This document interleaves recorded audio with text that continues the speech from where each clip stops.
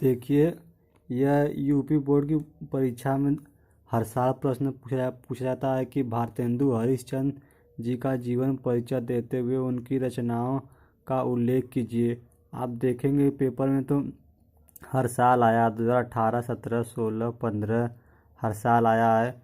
तो आप कैसे लिखेंगे? आप प्रश्नोत्तर 3, यह जीवन परिचय अधिकतर क्वेश्चन नंबर 3 पे दिया रहता है। तो आप प्रश्नोत्तर 3 और जीवन परिचय आप लिखेंगे भारतेंदु हरिश्चंद्र जी का जीवन परिचय। भारतेंदु हरिश्चंद्र जी का जन्म 9 सितंबर 1850 ईस्वी में काशी में हुआ था। इनके पिता का नाम गोपाल चंद्र गिरधर दास था। 5 वर्ष की अवस्था में ही इनकी माता का देहांत हो गया। 7 वर्ष की अवस्था में एक दोहा लिखकर इन्होंने अपने पिता को सुनाया, जिससे प्रसन्न होकर पिता ने उन्हें महान कवि बनने का आशीर्वाद दिया।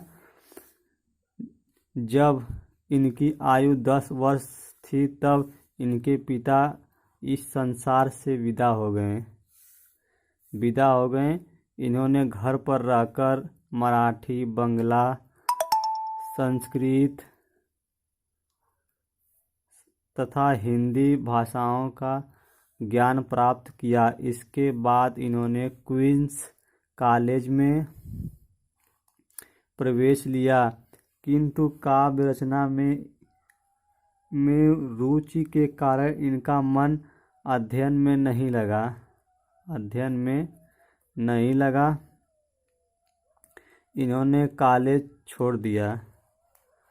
13 वर्ष की अवस्था में मनो देवी के साथ इनका विवाह हो गया। सन 1868 ईस्वी में से 1900 तक की अवधि में साहित्य क्षेत्र में इनके महत्वपूर्ण योगदान के कारण इस अवधि को भारतेंदु युग कहा जाता है। यदि कोई पूछे कि भारतेंदु युग क्यों कहा जाता है, तो आप बताएंगे कि 1868 से 1900 ईस्वी तक की अवधि में साहित्य क्षेत्र में इनका महत्वपूर्ण योगदान था। इस कारण इस अवधि को भारतेंदु युग कहा जाता है। यह 1 नंबर में आपके भी क्वेश्चन आ सकता है। तो आइए आगे देखते हैं। कविता व नाटक के क्षेत्र में इनका महत्वपूर्ण योगदान रहा। अत्यधिक उदार व दानशील होने के कारण इनकी आर्थिक स्थिति कमजोर हो गई और ये ऋणग्रस्त हो गए। हर संभव प्रयास के बाद भी ये ऋण मुक्त नहीं हो पाए। साथ ही इन्हें क्षय रोग ने घेर लिया, जिसके चलते 6 जनवरी सन 1885 ईस्वी में 34 वर्ष 4 मास की अल्पायु में इनका निधन हो गया। हिंदी साहित्य में स्थान गद्यकार के रूप में भारतेंदु जी को गद्य का जनक माना जाता है। हिंदी साहित्य में स्थान गद्यकार के रूप में भारतेंदु जी को हिंदी गद्य का जनक माना जाता है।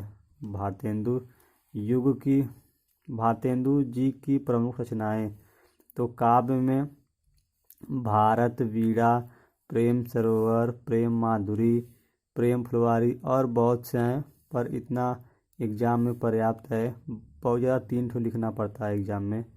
और नाटक में अंधेर नगरी, नील देवी, विद्या सुंदर और रत्नावली, और जीवनी में सूरदास, महात्मा मोहम्मद और बहुत से हैं, पर इतना एग्जाम में पर्याप्त है।